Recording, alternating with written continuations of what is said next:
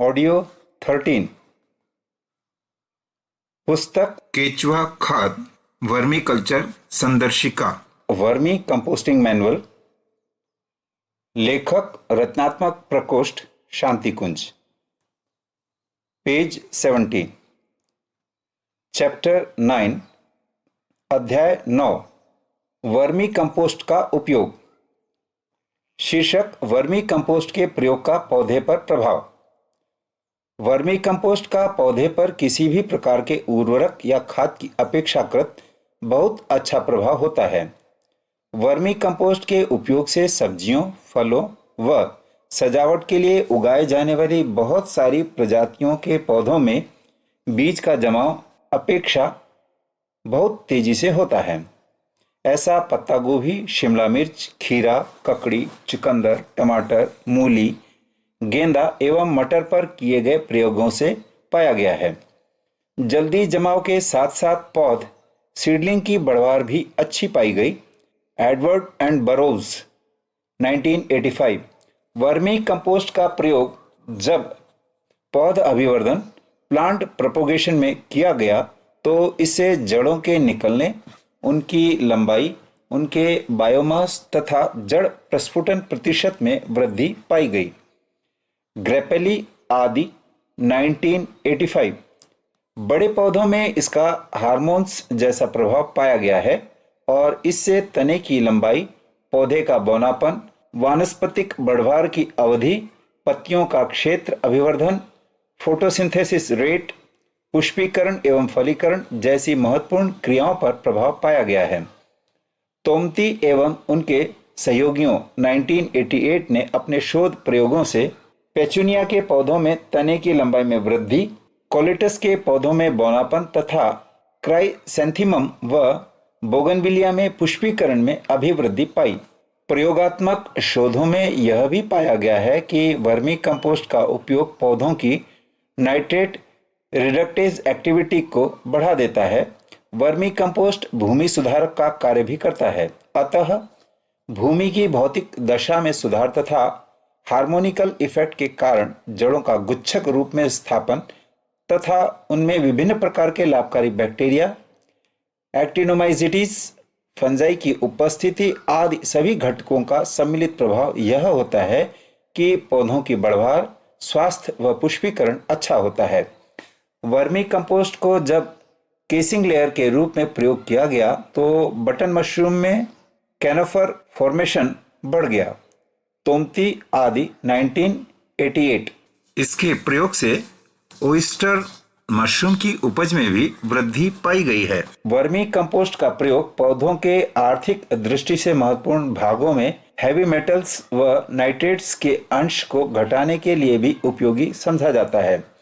शोधों में यह भी पाया गया है कि इसके प्रयोग से पौधे में कार्बोहाइड्रेट व विटामिन की सांद्रता भी बढ़ जाती है। इन सब प्रभावों के परिणामस्वरूप वर्मी कंपोस्ट के प्रयोग से उगाए गए पौधे अल्पव्ययी व बेहतर स्वादिष्ट, economic produce with better taste वाली उपज देते हैं। वर्मी कंपोस्ट उपयोग का अंतोगत्वा प्रभाव, उसकी उपयोग की गई मात्रा, उपयोग का समय, पौधे की प्रजाति, पौधे की अवस्था आदि तोमती आदि 1988 पर निर्भर करता है। वर्मी कंपोस्ट के प्रयोग से पाए गए प्रभावों, प्लांट रेस्पॉन्स के अध्ययनों से यह बात पुष्ट होती है कि वर्मी कंपोस्ट के कुछ प्रभाव ऐसे हैं जिन्हें केवल उर्वरता के रासायनिक व भौतिक कारकों की उपस्थिति के आधार पर एक्सप्लेन नहीं किया जा सकता। ये प्रभाव बायोलॉजिकल कंपोनेंट्स से जुड़े हैं, जैसे माइक्रोफ्लोरा अथवा माइक्रोबियल मेटाबोलाइट्स, जो कि पौधे के मेटाबॉलिज्म, ग्रोथ व रिप्रोडक्शन तोमती आदि 1983 को प्रभावित करने की क्षमता रखते हैं। वर्मी कंपोस्ट का प्रभाव पौधे की पोषक तत्वों को अवशोषित करने की क्षमता में अभिवृद्धि से भी जुड़ा है। वर्मी कास्ट के ह्यूमिक एसिड्स का प्रभाव हार्मोनिकल एक्टिविटी के समान होता है। इसके साथ ही माइक्रोब्स द्वारा secreted plant growth regulators PGRs पोषकों के अवशोषण को उत्तेजित करते हैं। बायोलॉजिकल कंपोनेंट्स वर्मी कंपोस्ट के स्टेरिलाइजेशन से कुप्रभावित होते हैं। अतः वर्मी कंपोस्ट का अधिकतम लाभ लेने के लिए उसे ताजी अवस्था में ही उपयोग करना चाहिए। शीर्षक वर्मी कंपोस्ट उपयोग करने की विधियां। जैसा कि उपरोक्त चर्चा से स्पष्ट है, अभी तक वर्मी कंपोस्ट का उपयोग मुख्यतः सब्जियों, फूलों व सजावटी पौधों ऑर्नामेंटल हॉर्टिकल्चर में ही किया जाता है। फूलों व सजावटी पौधों के प्रोपोगेशन में इसकी विशेष महत्वता है क्योंकि इसमें ग्रोथ प्रोमोटिंग सब्सटेंसेस पाए जाते हैं। परीक्षणों से यह पाया गया है कि बिना कुछ मिलाए वर्मी कंपोस्ट को अकेले ग्रोथ मीडिया के रूप में प्रयोग करना उपयुक्त नहीं है क्योंकि इससे पौधे की बढ़वार पर प्रतिकूल असर पड़ सकता है।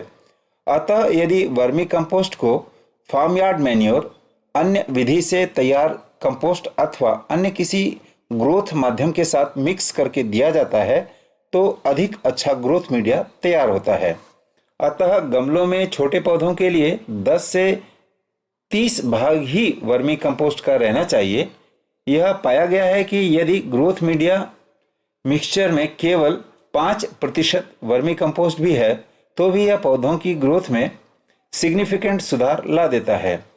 उपयोग की विधियां तथा उपयोग करने के लिए कुछ आवश्यक जानकारियां नीचे दी जा रही हैं। पहला, इसका प्रयोग सामान्यतः बीज बोने व पौध रोपण के पूर्व खेत की तैयारी, सीड बेड की तैयारी, गमला भरते समय मिट्टी में अच्छी तरह मिक्स करके किया जाता है। सब्जियों व ऑर्नामेंटल पौधों में, खड़े पौधों में भी जड़ों के आसपास खुरपी से मिट्टी में मिलाकर निराई के समय किया जा सकता है, परंतु अधिकतम लाभ के लिए भूमि की तैयारी के समय ही प्रयोग करना अधिक उपयुक्त रहता है। दूसरा, वर्मी कंपोस्ट चूंकि गोबर की खाद, फार्मयार्ड मैन्योर की तरह ही विशेष विधि से तैयार कंपोस्ट खाद ही है, अतः इसे काफी मात्रा में बल्क में प्रयोग किया जाता है। उपयोग की जाने वाली मात्रा भूमि की उर्वरता, पौधे की जाति तथा साथ में अन्य उपयोग किए जा रहे खादों की मात्रा के ऊपर निर्भर करता है। सामान्यतः अच्छी गोबर की खाद से आधी अथवा उससे कम मात्रा में इसका उपयोग किया जाता है। तीसरा, बिना मिट्टी अथवा अन्य कंपोस्ट के केवल वर्मी कंपोस्ट में सब्जियों के बीजों की बुआई अथवा नर्सरी पौधों की रोपाई करना उपयुक्त नहीं है। परीक्षणों से यह पाया गया है कि खालिस वर्मी कंपोस्ट बीजों के जमाव तथा पौधों की बढ़वार के लिए उपयुक्त माध्यम नहीं है क्योंकि निकलती हुई नई जड़ों, फूटते हुए कलनों तथा नर्सरी पौधों की बढ़वार पर इसका प्रतिकूल प्रभाव पड़ सकता है। यदि वर्मी कंपोस्ट को फार्मयार्ड मैन्योर, गोबर की कंपोस्ट अथवा अन्य किसी माध्यम के साथ मिक्स किया जाता है तो श्रेष्ठ ग्रोथ मीडिया तैयार होता है। अतः 10 से 30 भाग ही वर्मी कंपोस्ट का रहना चाहिए। यह पाया गया है कि ग्रोथ मीडिया मिक्सर में यदि वर्मी कंपोस्ट केवल 5% तक भी रहता है तो भी इसका ग्रोथ पर सिग्निफिकेंट प्रभाव दिखाई देता है। चौथा, पौधों व भूमि विज्ञान की जानकारी न रखने वाले जन सामान्य के मन में यह विचार व प्रश्न आ सकता है कि क्या वर्मी कंपोस्ट यूरिया अथवा डीएपी का प्रतिस्थापक सब्स्टिट्यूट है। उन्हें समझने की बात यह है कि यूरिया केवल नत्रजन विशेष पोषक तत्व देने वाला स्रोत है। डीएपी फास्फोरस व नत्रजन 2 तत्व देता है। इस दृष्टि से नत्रजन व फास्फोरस की दृष्टि से वर्मी कंपोस्ट केवल इन तत्व विशेषों का स्रोत नहीं है और न इन तत्वों की इतनी मात्रा दे सकता है, परंतु मनुष्य को दूध की तरह अन्य पौधों के लिए समग्र फूड देता है, जिसके कारण बढ़वार, फूल व फल के रूप में अच्छे परिणाम प्राप्त होते हैं।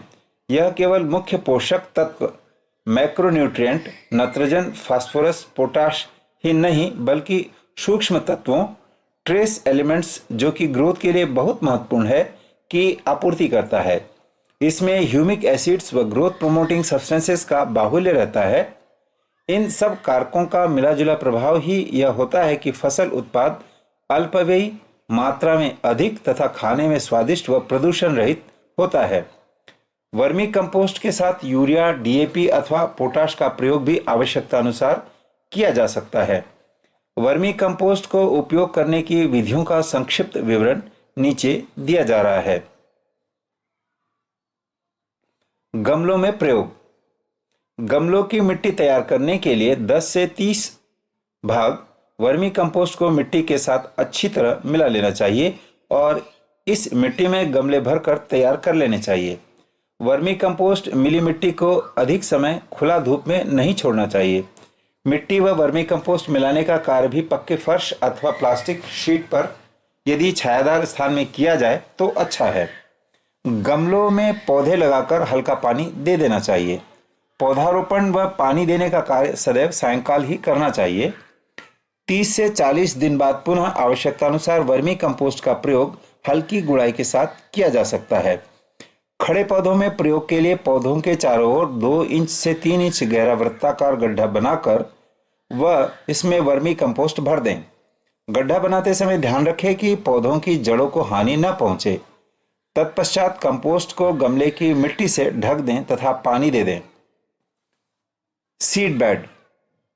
उपरोक्त विधि द्वारा ही वर्मी कंपोस्ट व मिट्टी को अच्छी तरह मिक्स कर उससे सीड बेड तैयार की जा सकती है। मिट्टी की गहराई आवश्यकता अनुसार 2 इंच से 4 इंच तक रखी जा सकती है। इसमें बीजों की बुआई फसल की प्रजाति के अनुसार की जानी चाहिए। बागवानी। प्रयोगों द्वारा यह पाया गया है कि केंचुआ खाद डालने से फलदार वृक्षों के उत्पादन में अत्यधिक वृद्धि होती है। इसके लिए गोबर की खाद तथा वर्मी कंपोस्ट को बराबर मात्रा 50-50 अनुपात में मिश्रित करके आवश्यकता अनुसार डालना चाहिए।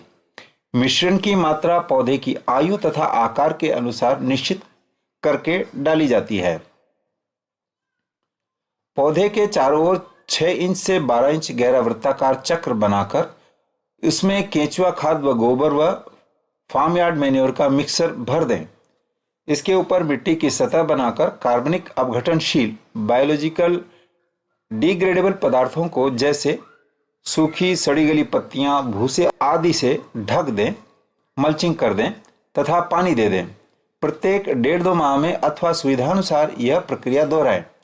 कुछ विशेषज्ञ यह भी सिफारिश करते हैं कि एक बार ही 3 भाग की मिट्टी तथा 1 भाग वर्मी कंपोस्ट मिलाकर खाद के रूप में लगाएं। शाक वाटिका में उपयोग।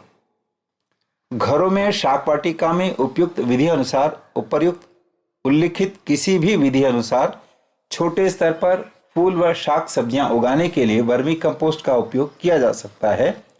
इससे हम सस्ते में घर की आवश्यकता अनुसार सब्जियां उगाकर बाजारी कीटनाशकों की विषाक्तता युक्त सब्जियों से छुटकारा पा सकते हैं तथा घर को प्राकृतिक सौंदर्य से सजा सकते हैं और यह सब भी घर के ऑर्गेनिक वेस्ट को वेल्थ में बदलकर। इसके लिए 2 भाग वर्मी कंपोस्ट तथा 3 भाग बाग की मिट्टी, यदि बाग की मिट्टी आसानी से उपलब्ध है, अथवा किसी भी खेत की मिट्टी का मिश्रण फूलों के पौधों के लिए उपयोगी है। शाक सब्जियों के लिए वाटिका मिट्टी का 1 भाग गोबर की खाद तथा 2 भाग वर्मी कंपोस्ट का मिश्रण बहुत उपयोगी रहता है। शीर्षक बड़े स्तर पर उपयोग। पहला, फलदार वृक्ष।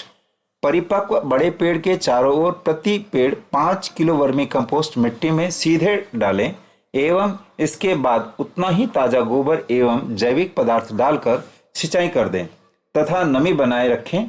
समय समय पर गोबर व वानस्पतिक अवशेष डालते रहें। दूसरा, सब्जी वाली फसलें। प्रति एकड़ 30 क्विंटल 7.5 टन प्रति हेक्टेयर खेतों में डालकर रोपाई बीज की बुआई करें। तीसरा, मौसमी फसलें। 2 फसली क्षेत्र में पलेवा देकर अथवा भूमि में नमी उपलब्ध होने की अवस्था में प्रति एकड़ 20 क्विंटल 5 टन प्रति हेक्टेयर वर्मी कंपोस्ट एवं गोबर व वानस्पतिक अवशेष की बराबर मात्रा मिलाकर खेत में संध्या समय एक साथ बिखेर देवें एवं प्रातः हल चलाकर पाटा लगा दें। शीर्षक कृषि में उपयोग। अभी तक कृषि खेतों में वर्मी कंपोस्ट का उपयोग सीमित अथवा नगण्य है क्योंकि अभी तक उपयुक्त मात्रा में उत्पादित नहीं हो पा रही है। किंतु वैज्ञानिक प्रयोगों से यह सिद्ध हो चुका है कि वर्मी कंपोस्ट उपयोगी है।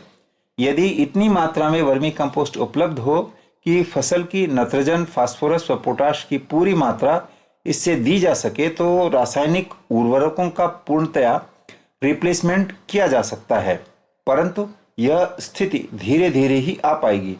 अतः यदि रासायनिक उर्वरकों को वर्मी कंपोस्ट के साथ प्रयोग किया जाता है तो इससे उत्पादकता व उत्पादन दोनों ही कायम रहेंगे। वर्मी कंपोस्ट की कितनी मात्रा विभिन्न फसलों में दी जाए यह अभी परीक्षण व प्रयोगों का बिंदु है। स्पष्ट रूप से विभिन्न भूमियों में अलग अलग फसलों के लिए अलग अलग मात्रा आवश्यक होगी। सामान्य रूप में फार्म यार्ड मैन्योर के साथ बराबर अनुपात में लगभग 5 क्विंटल प्रति हेक्टेयर की दर से प्रयोग किया जाना उपयुक्त है। References: first, Bhatnagar R K. 1997, केंचुआ पालन व कंपोस्ट बनाना। Jordan F.L. and Verma P.S. 1997, invertebrate zoology. Prabhu S.R. Subramaniam P. Basic and applied aspects of vermicompost. Radha D. Kale 1998, earthworm, Cinderella of organic farming. Edward C.A. and Burrows I. 1998, The Potential of Earthworm Compost as Plant Growth Media. Tometi U, Grappelli A, Galli E and Rosie W. 1983, Fertilizers from Vermiculture as an Option for Organic Waste Recovery, Agrochimica, 27, 244 to 251. Tometi U, Grappelli I and Galli E. 1988, The Hormone-like Effect of Earthworm Casts on Plant Growth, Biol Fert Soils, 5, 288 to 294. Grappelli A, Tometi U and Galli E. 1985, Earthworm Castings in Plant Propagation, Horticulture Science, 20, 874 to 876.